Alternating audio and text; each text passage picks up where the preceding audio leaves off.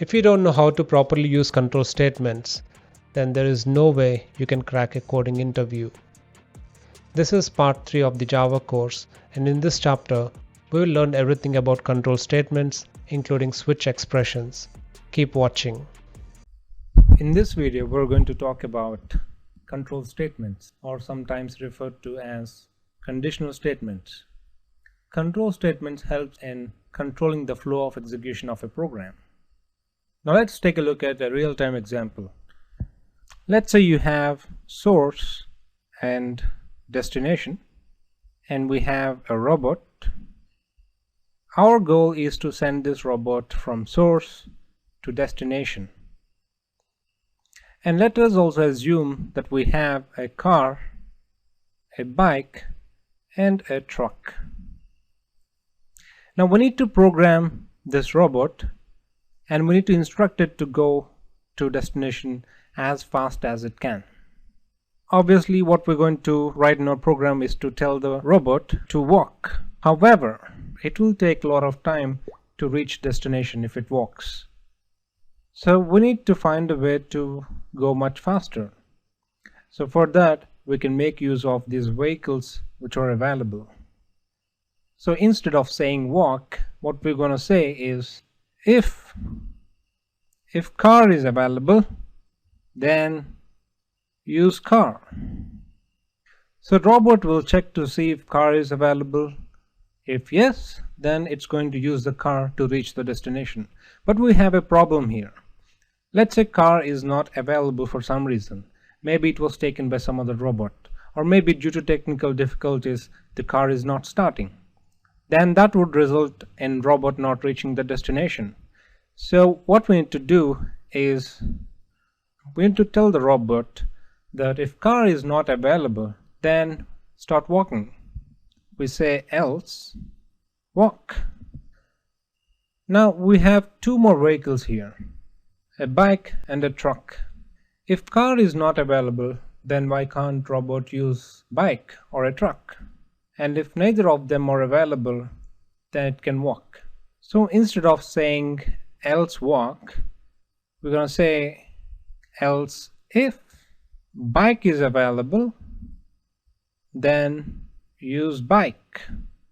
Again, else if truck is available, use truck. Else walk. So what this piece of program does is it will let the robot check to see if car is available. If it's not available, then it will check if bus is available. If bus is not available, then it will check if truck is available, and if truck is not available, it will simply start walking. Good. Now let's say car is available, which means we're going to enter this piece of code. And note that once we enter this block, we're going to ignore rest of the code because we have our car available. Now inside this car we said use car. Let's program it more specifically.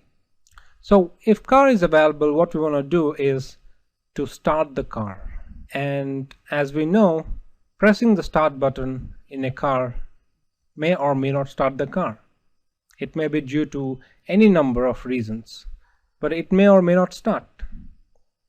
So car may not start in the very first go. We need to keep trying until it starts. So in here, within this block, we're going to write this program. We say while car not started, then we're going to do something. Press start button. So robot will enter inside the car and it will see if the state of car is not started. If this condition is true, then we're going to enter inside this block. And we instructed robot to press start button. So robot will press the start button. Again, it will go back to this line of code and it will check to see if car started. If not, again it's going to enter inside this and robot will press the start button, and it keeps trying until the car starts. But we have a problem here. Let's say due to some technical reasons the car will never start. According to our program, the robot will keep trying forever, and that would result in robot not reaching the destination. So we need to solve this problem. At the same time, we don't want to give up trying. So what we're going to do is we're going to have maximum attempt of 10. So the robot is going to try 10 times, pressing the start button, expecting the car to start. If the car doesn't start, then it will just simply give up. So how are we going to do that? We're going to have a variable that says number of tries, say 10, and then we're going to have a counter that starts with 0. Now every time we enter inside this loop, inside this block, after meeting this condition, we're going to increment the count by using post increment operator. So the count will keep on increasing every time we enter this block. Now we need to have an if condition here, just as if condition in here, and that says if count equals tries,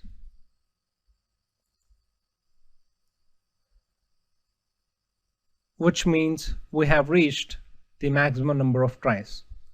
If we reached the maximum number of tries, then we're going to enter inside this block and we're going to tell the robot to break, which means give up. By using this word break, we're going to get out of this while loop and we're going to go ahead with further lines of instructions.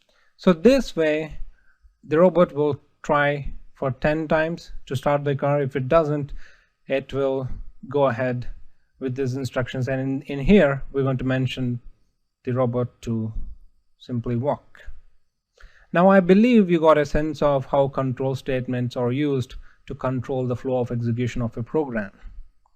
So we've talked about if condition, we've talked about if else if condition, we've also talked about while loop, and we've also talked about one keyword called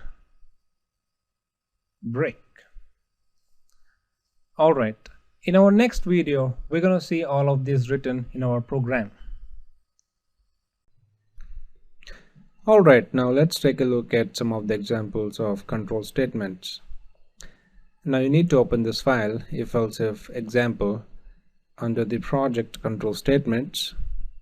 Now you probably must be seeing the whole program written. What I would suggest is to select the entire content and delete it and write from scratch and follow along with me. That way you will have better learning. Okay, what we're going to do in this example is we're going to demonstrate the if-else if example. So what our program does is, as a user, I'm going to enter a certain number, and if the number falls in within a certain range, there is a title, a chess title associated with it. For example, if the number falls in between 2200 and 2300, the title that we're going to display is Candidate Master. If the number is between 2500 and 3500, then we're going to display the title as Grandmaster. So let's see how it goes. First of all, we need to write a program to take the input from the user, and for that we're going to use these 3 lines of code. Obviously at this point of time you probably don't understand these lines of code, and I suggest not to try to understand, because we're going to talk about them when we talk about classes, constructors, methods, which we're going to cover in our future chapters. But for now, what these 3 lines of code does is, when I run this program, you're going to see this text being displayed on the console, and then it will wait for the user to enter a certain integer value. So let's see how it goes. But before we run this, there's an error to be fixed. Let's see what it is. Let's click on this light bulb, and it has shown some suggestions on how to fix it. What we're going to do is we're going to import this particular class. Obviously don't know what import means, but we'll talk about it when we talk about packages. So let's save the program by pressing Ctrl S and run the program. Of course we can't run it from here, we're going to run from here. Run file. We were prompted with the message, enter your chess rating. Now we'll enter something and we hit return or enter. That's it. So it is basically taking the input from the user and sort of storing that value in the integer variable rating. Now we're going to do something with this. Now coming to the syntax of if-else statements, this is how it is. If a Boolean expression, this expression must and should result in a Boolean value, that means either true or false. And if this condition is true, then it's going to enter inside this block. In case if this condition is false, it's going to enter, the control is going to enter and look after this else if statement. And it will check this condition. If it is true, execute this statement. If it is false, go ahead with other statements. The control keeps going till the condition is met, or if none of the condition is met, then there is only one case with the word else. The statements inside this block will get executed. Now let's get rid of, or wait, let's keep this and try to write our program.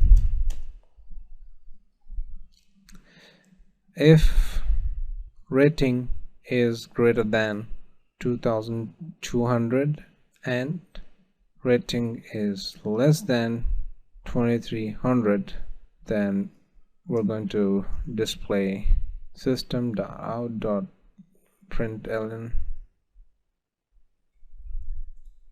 candidate master. In order to save your time, I'm going to copy paste the code which I've already written. Let's expand it. So what we're doing here is, if the value that the user enters, in this case it's me, falls in between this range 2200 and 2300, we're going to display the message candidate master, because this is the title given to a chess master with the rating that falls in between these two numbers.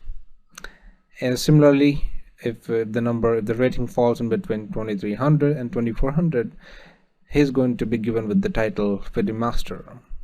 And we have international master for this range. We have grandmaster for this range. And if the rating is lesser than 2300, then we're gonna give him the title of future grandmaster. Actually, there is no such title called future grandmaster, just that this is the minimum expected rating for any kind of title in the chess world. So if the rating is less than that, then we're gonna assume that he will be a grandmaster pretty soon. And else, if none of these conditions are met, then that probably means the rating is way greater than or greater than the 3500, which is the max rating which we have here. In that case, we're going to call him a human computer. So let's see how it goes. Let's run the program. Okay, I'm going to enter the value 2444. He is an international master because the number which I have just entered falls within this range, and the control entered this block and executed. Now let's try to give something like 2600. Let's rerun the program. Here's a grandmaster. Great. Let's expand the file.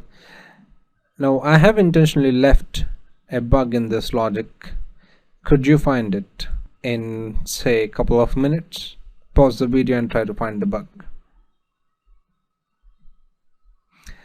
Okay, let's see what the issue is. Let's run the program. I give the rating of 2500. He's certainly not a human computer. He's supposed to be grandmaster. What is the issue? We said if the number falls in between 2500 and 3500, but what we didn't say is if it is equals, if the rating is exactly equals to these numbers, what should be the rating? So what we need to do is, if number is greater than or equal to 2200, then it's supposed to be candidate master. If the rating is greater than or equal to 2300, FIDI master, etc. I believe this is supposed to be 2200 because that's the minimum rating we have. That's a quick fix, sorry about that. We're good to go. I think we're in good shape. Let's run the program again and try to see if that works. If by entering 2300 would give us FIDI master, we're good.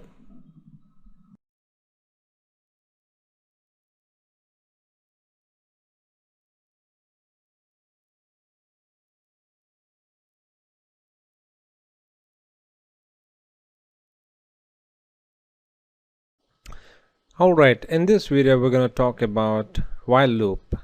First of all, open this file named while loop example.java, and in that you will see this syntax.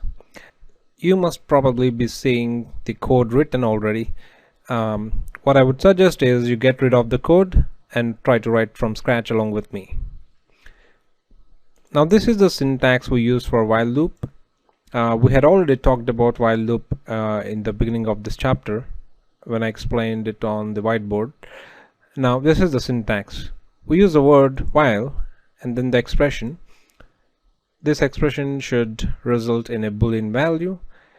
If this expression results in false, then we're going to come out of this loop. If this expression is true, then we're going to get inside this block and execute this set of statements. We keep on entering this block and execute whatever the statements are inside this till the condition is not met or till the condition becomes false. Now let's take a look at one good example of while loop. I'm going to consider the same example we've talked about in the beginning of the chapter, the robot example.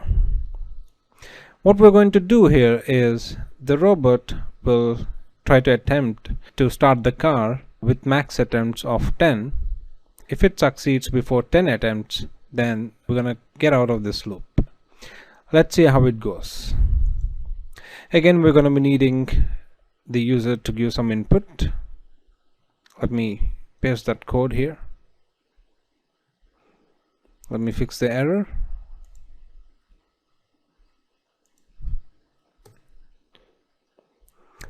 In addition to these 3 lines of code, we also have a couple of variables defined. The max attempts is the maximum number of attempts that the robot will try to start the car, after which it will simply give up. And count is something that we're going to use in our logic. This is basically to keep track on the number of attempts happened. The attempts is something that the user will give, which actually tells the logic in how many attempts will the car start. In order to save your time, let me copy paste the code. Let's do Alt-Shift-F so that the code will have proper indentation. So first of all, let's talk about these 2 blocks in here. We have an if condition and it will check to see if count is equals to attempts. If this condition is met, that means the car is going to start. So we're going to send a message saying robot successfully started the car in count attempts, number of attempts. We use the keyword break to break out of this while loop. We had already talked about the keyword break earlier in this chapter. Now we have another condition. It will check to see if count is equals max attempts. That means robot tried maximum allowable number of times, and then it needed to give up. So we're going to print the message robot has failed to start the car, and automatically we're going to come out of this loop. We don't have to use the word break here because this condition will anyways become false, and we're going to get out of this loop. Now this is the post increment operator. Every time we enter inside this block while loop, we're gonna keep incrementing this count just to keep track on number of attempts being happening. And that's it. Let's try to run the program.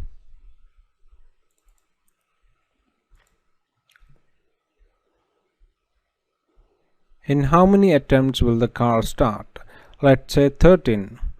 Note that 13 is greater than the maximum attempts. So ideally the robot should give up trying in 10 attempts. Let's see the output. Let's press return or hit enter.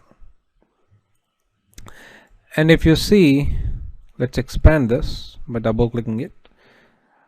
Robot indeed tried 10 times. Robot is attempting to start the car, and we see that message 10 times. Finally, we displayed the message that says robot has failed to start the car.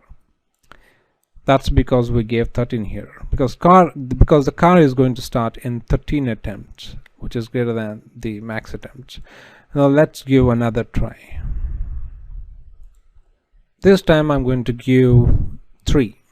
I'm going to tell the logic that the car will start in 3 attempts. Let's hit enter.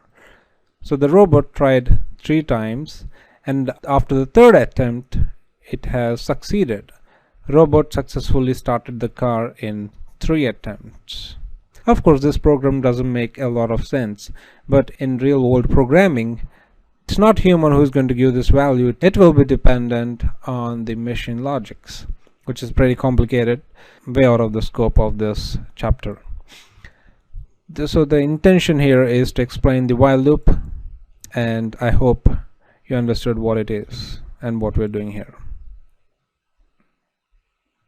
We have another construct called do while loop. Let's see what it is.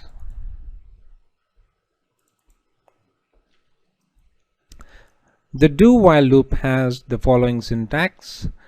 The only difference between while loop and do while loop is we execute the statements at least once before checking the condition. Now in this chapter, maybe in next video, we're going to talk about how it makes sense to use do while loop instead of the while loop. But for now, let us try to understand what do while loop is. I'm going to use the exact same piece of code in here and make little amendments. Let's copy this code and paste it over here. The only difference here is we need to take out this while condition, Control X, and paste it over here and use the keyword called do. And this statement, this is a statement, and we end this with a semicolon. Alright, we're good. Now this will do more or less the same thing what we have seen in the while loop example, but the difference is without checking the condition, we're going to execute this block of statements at least once. If you run the program, you would pretty much can expect the same results as to that of this program. Again, we'll talk about the differences between the while loop and the do while loop. We'll understand when to use do while loop and when to use while loop, etc. Now we have another looping construct. Let's see what it is. It's called the for loop. The for loop does more or less the same job what while loop does, except it will look more compact and improve the readability. And not just that, there are some additional advantages with for loop, and definitely sometimes it makes sense to use while loop instead of for loop and vice versa. We're going to talk about it in our next video. But for loop has the following syntax. It has initialization. In here we'll initialize a variable, the termination or the expression that would result in either true or false, and then increment and decrement statement. Let me show you with an example. I'm going to use the same code which I had used in the while loop. Sorry. I'm going to copy this and paste it over here. I press Alt Shift F to give proper indentation. First thing is to change this keyword while to for, and we're going to get rid of the count variable from here and put it in here. Let's get rid of this, and we'll also get rid of this post increment of count, Control X, and paste it over here, separating with a semicolon. So this is it. This is exactly how for loop looks like. Now this will do exact same job what while loop did. If you run the program, you would see the same results. Let's run the program.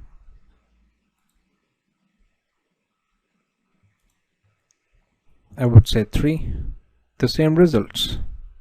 So for loop looks more compact and more readable.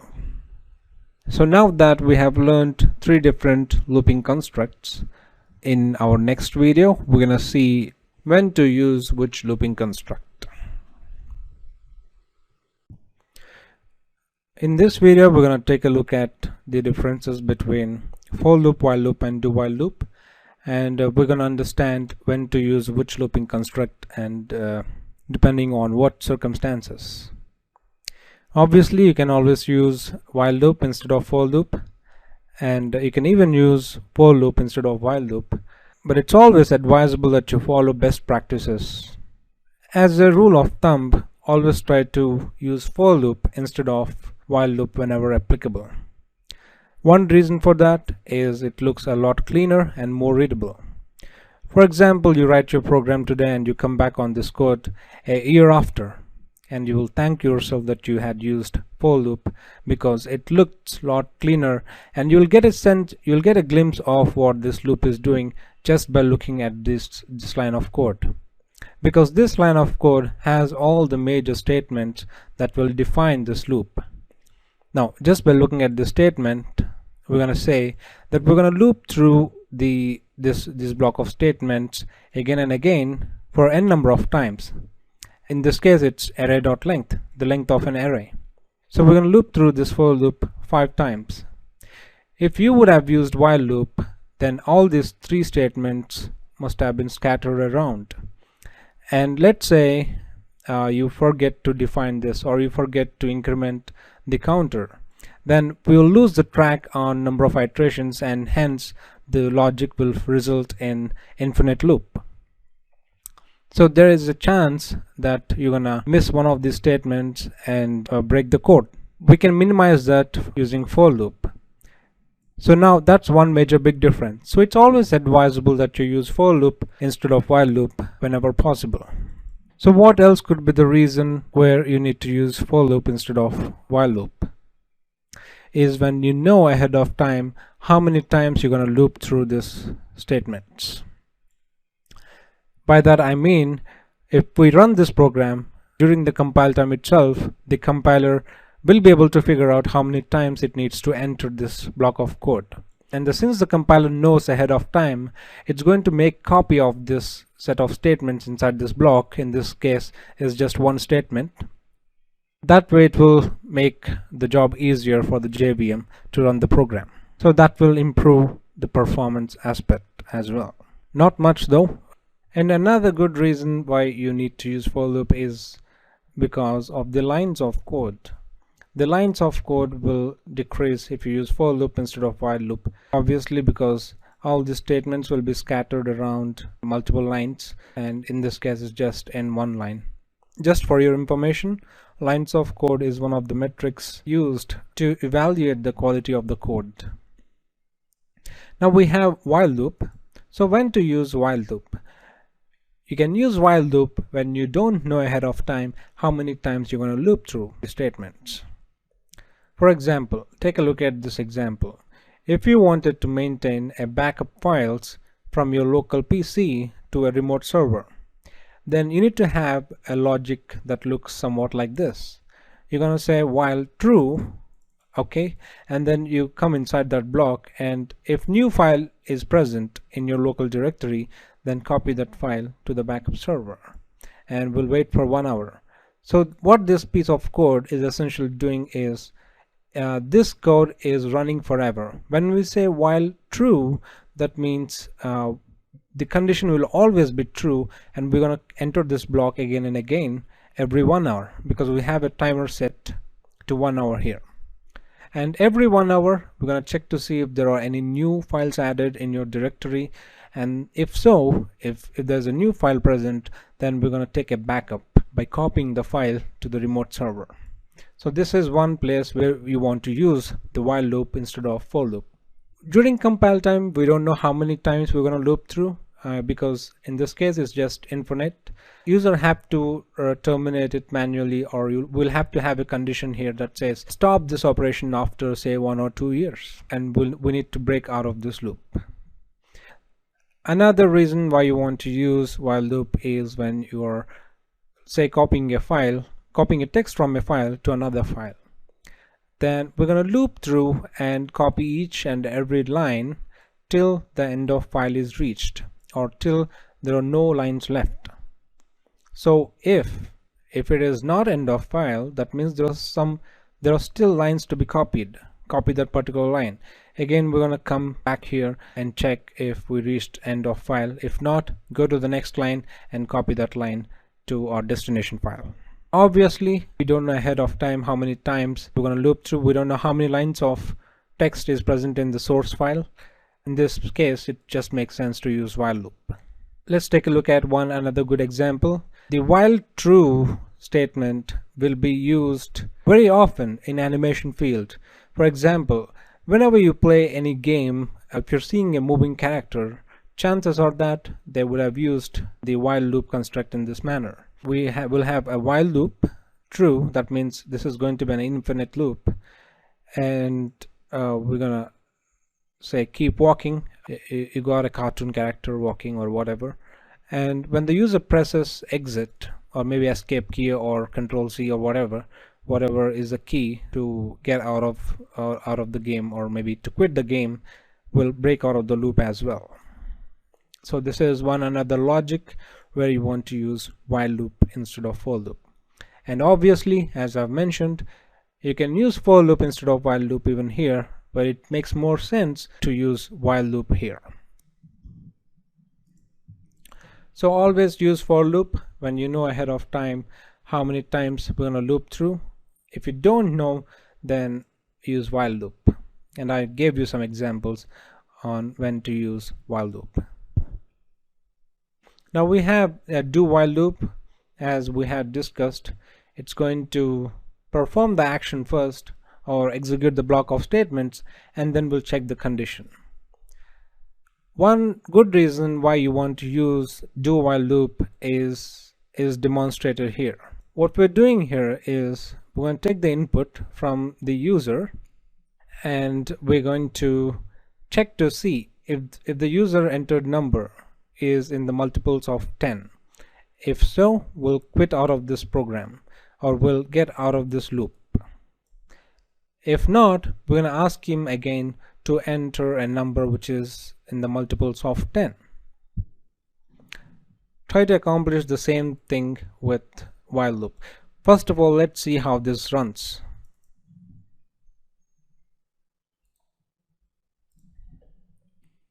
I'm going to enter some value, say 8. Now 8 is not a numerical in the multiples of 10, so let's hit enter. We're going to get prompted with this message once again to enter a number which is multiples of 10. Let's enter 88, or let's say 85. and let's enter 90. Now this should get us out of the loop. It did. Now try to accomplish the same thing with while loop. Chances are that it will get either complicated or not possible. In this video we're going to talk about the continue statement. We had already taken a look at the break statement. The break statement will break out of the loop or exit out of the loop, but the continue statement will continue with the next iteration, skipping the current iteration. That means it will not let Java execute the instructions that come afterwards. Let me show you what I mean. Take a look at this program. We have an array defined here. We're just looping through all these array elements one by one, and we're just checking if the number is not divisible by 10. If it is not divisible by 10, then we would just want to simply continue. That means skip the current iteration. And that would result in not executing the instruction that come afterwards. In this case is just 1. So by running this program, the output would constitute only the numbers that are divisible by 10. Let's see how it works.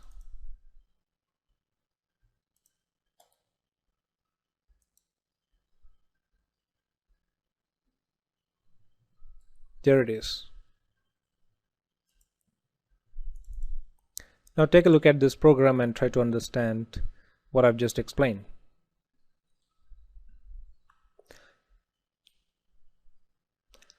Now let's take a look at another example of continue statement, but before that you need to understand what's a prime number. As per definition of a prime number is either divisible by 1 or by itself. Now we have a logic here that will determine if the given value n is a prime or not. To explain this better, let me pull the whiteboard. Let's say we have a value n, 7. Now the numbers that come in between 1 to 7 are 2, 3, 4, 5 and 6. If we divide this number n with all these values such that if that results in the remainder of 0, that means the number n is not a prime number. Is 2 divisible by 7 so that it would result in the remainder of 0? No. Same is the case with all the other numbers. So that means 7 is a prime number. Let's say we want to take 9. In that case, 9 is divisible by 3. So 9 is not a prime number. Now how do we write this logic programmatically so that we provide a value or a number n and the program will determine if it's a prime or not? We're simply going to use a for loop. For int I equals 2, I is less than n, I plus plus. Now let's say I have the value as 8. So we're going to loop through how many times? We're going to loop through 2, 3, 4, 5, 6, 7. We're going to loop through this for loop 6 times with each one of these values. And in each iteration, we're going to check to see if n percentage the value I results in 0. And we have a block of statements to be executed here. If we enter inside this block at least once, that means the number n is not a prime number. Well, if we didn't, then that means the n is a prime number. Now let's go back to our workbench. We have more or less the same logic here. Just take a minute and go through this logic. Now let's find out if the value n, which is 3343, is a prime or not. Let's run this program. It is indeed a prime number. Now let's comment out this part.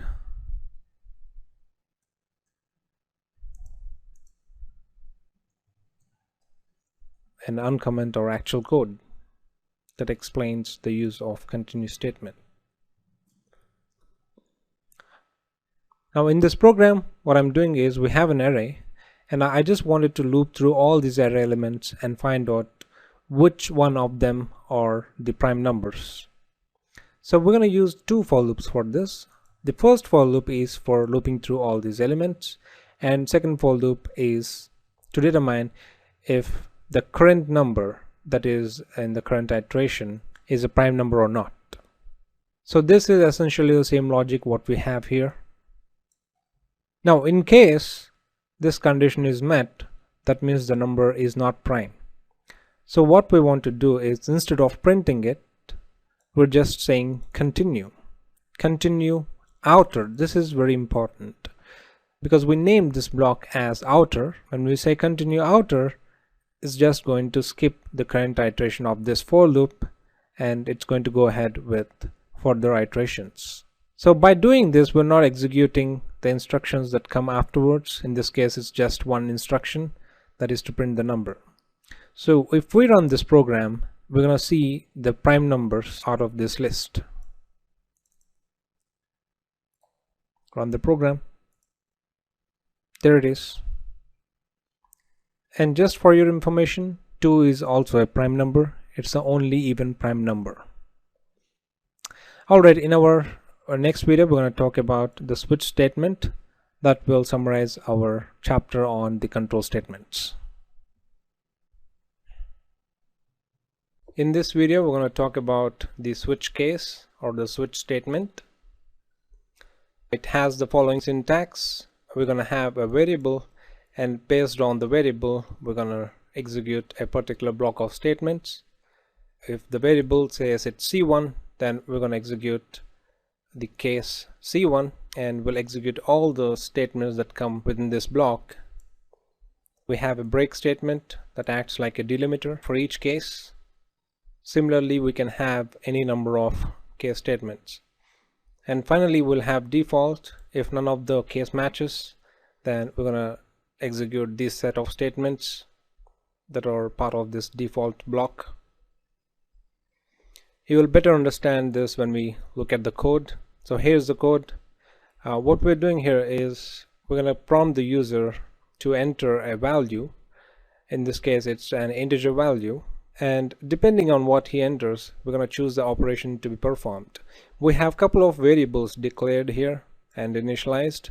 Now if the user enters 1, then we're going to find the sum of these two integers. If he enters option 2, then we're going to do this operation. If he enters 3, then we're going to multiply both these variables. If the user enters anything other than the given options, which are in this case 1, 2, 3, then we're going to go ahead and display a message that says invalid entry. So let's see how this program works.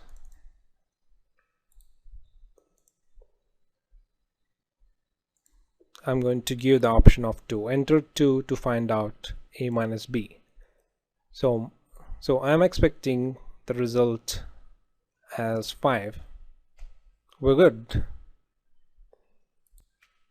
Let's run it once more and give an option that is not listed here. Let's say I want to enter 7. Invalid entry. Great. Do take a note that we're only supposed to enter integer value here in this case. Let's run the program once again and see what will happen if I enter something other than integer. Let's enter a. So that would result in an exception.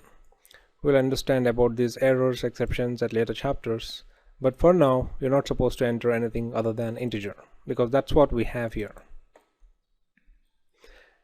And it doesn't necessarily have to be an integer. It can also be byte, short, char. These are all the supported primitive data types for switch case. And this doesn't have to be 1, 2, and 3. This can also be like 11, 22, or maybe 34. The program still works as expected. And one key thing to note here is, let's undo it. And one key thing to note here is we have a break statement, and it's mandatory that you delimit each and every one of these cases with a break statement. It's very vital. In case if you remove this break statement, then the control just keeps flowing down the lines. Let me show you what I mean. Let's get rid of these break statements. Let's save the program and run the program.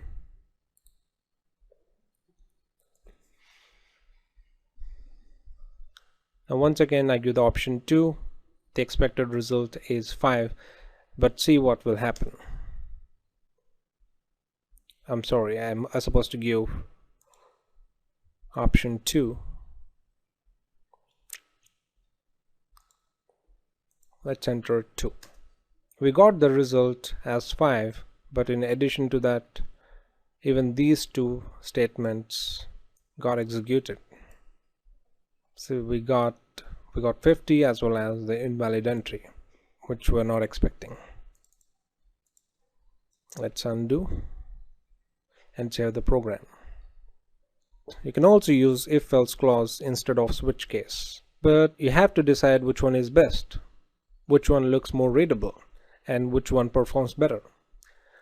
Coming to performance, let me explain you something. Let me pull the whiteboard.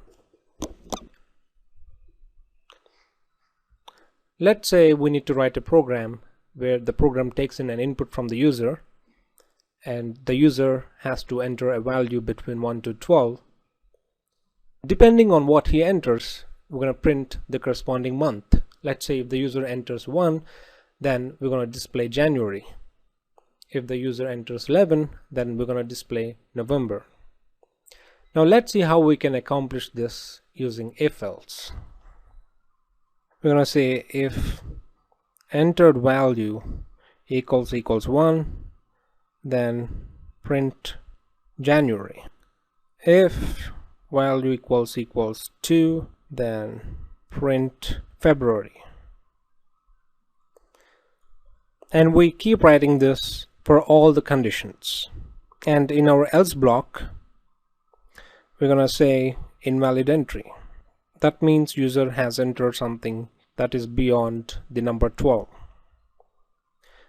Now coming to switch, we're going to say switch month, and we're going to have a case 1 to print January break, and case 2 to print February break, so on and so forth.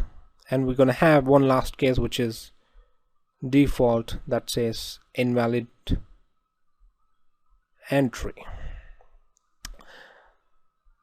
Now during the runtime, that means when we run the program, let's say user entered the value 12. In case of if-else, it has to go from the line 1. It has to check to see if the user entered value is equals to 1. No. Is it equals to 2? No. It keeps going until the condition is met. So the control has to go through all the if conditions and check to see if any of those conditions is met. Now coming to switch, is just going to directly jump onto the exact case which needs to be executed. So we're saving quite a lot of time here. So there is a performance benefit when using switch instead of if-else. Now let's go back to our workbench. Even in our previous example, let's go back to the continue statement example.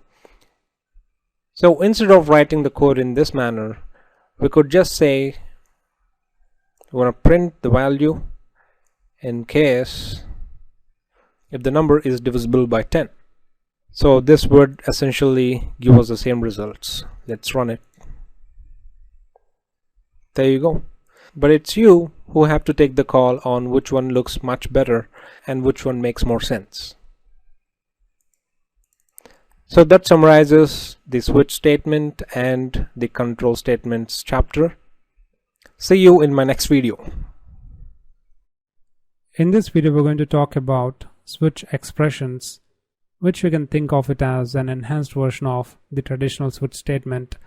What I have here is the traditional switch statement with bunch of cases, and what I'm trying to do here is we're going to activate one of these cases based on the integer value. If I say 1, that's going to correspond to Sunday. If I enter 2, that's going to correspond to Monday. And if I enter the value 7, that's going to correspond to Saturday. But there are certain problems in here. Number one, the code is taking too many lines of code. And number two, there is a risk of so-called switch fall through. For example, let me just run this program. Since I've entered the value 2, this should print Monday.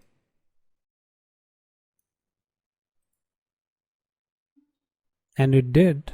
But let's say that I've forgotten to put the break statement and save the file. What happens is the control won't break and it would just continue executing the other cases. So this is going to yield some bad results. So 2 shouldn't correspond to Tuesday, but it was printed. Another problem is, let's say if I enter some value like 12, there is no default switch statement to take care of that, and it's going to return null. So let's write a switch expression and see how it's going to solve all these problems. I'm going to directly assign the switch statement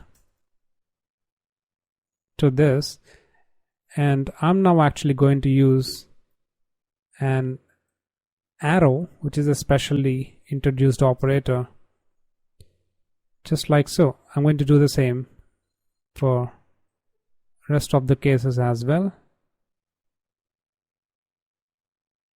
And of course we can actually get rid of the break statement as well. It would be taken care automatically.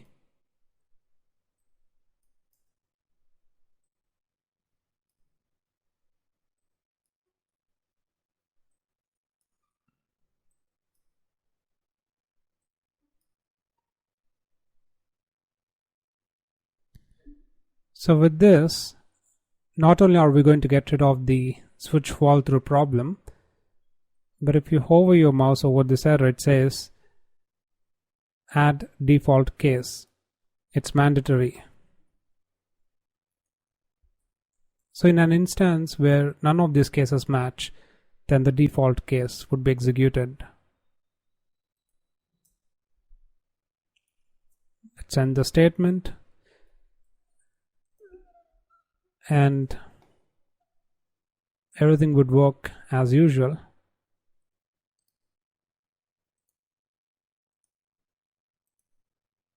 So this has returned NA, whatever we had entered. If I enter the value 2, then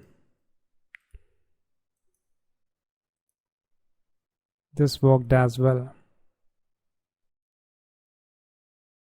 I hope you enjoyed this tutorial. Please like and subscribe. The link to the next part of this course is in the description below. Also, if you want to learn Java with practice, with quizzes, assignments, coding puzzles and interview questions, I cannot do that on YouTube. So you need to take this course on my own website. The link is in the description below. I'll see you in the next part of this course.